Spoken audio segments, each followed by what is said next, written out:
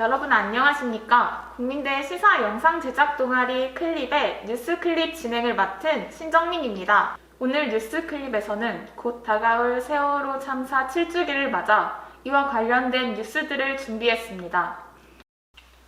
세월호 참사 이후 진상규명과 책임자 처벌을 위해 유가족들은 힘쓰었습니다. 이런 유가족들과 함께 진상규명 약속을 했었던 사람이 있습니다.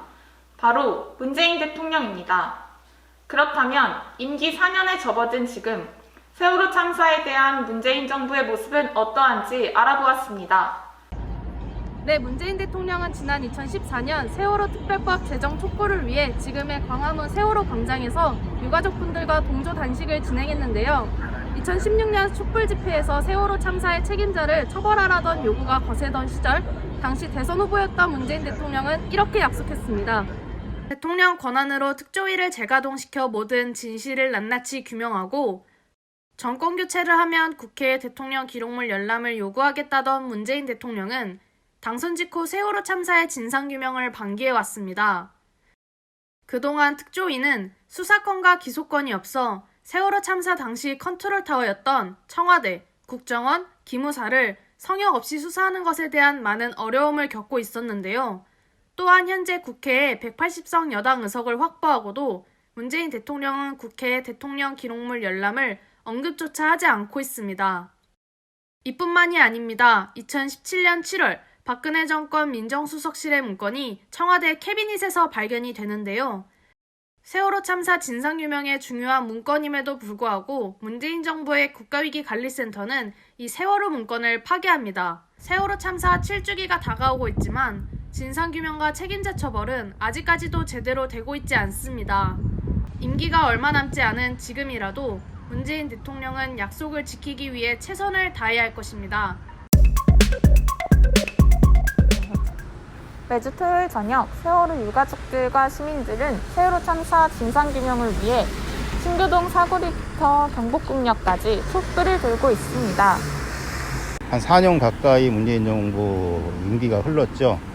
그러나 적극적으로 정부의 책임을 다하기 위한 일들을 하는 것은 매우 부족했습니다. 대통령의 권한으로 할 수 있는 그러한 일들을 이제라도 하라고 다시 한번 명령을 하는 거고 요청을 하는 것입니다. 그러기 위해서 다시 촛불 정신으로 돌아가달라. 촛불 이후 정부가 해결해야 할 과제 중 하나는 세월호 참사 진상규명 책임자 처벌이었습니다. 그러나 정부의 진상규명 행보는 뚜렷하게 보이지 않고 있습니다. 백서를 쓰는 심경으로 임하겠다던 검찰 세월호 특수단도 지난 1월 17개의 혐의 중 13개를 무혐의 처분으로 결론 내리고 수사를 마무리했습니다. 검찰 특수단이 정말 제대로 수사하고 내린 결론이라면 저희들이 안 받아들일 이유가 없습니다. 그런데 가장 핵심적인 중요한 사람들은 조사하지 않았습니다.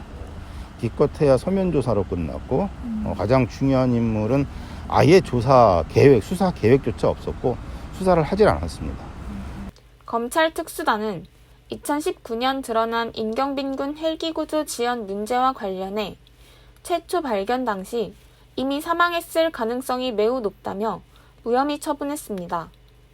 기무사와 국정원이 유가족을 사찰했다는 혐의에 대해서도 무혐의 처분으로 결론 지었습니다.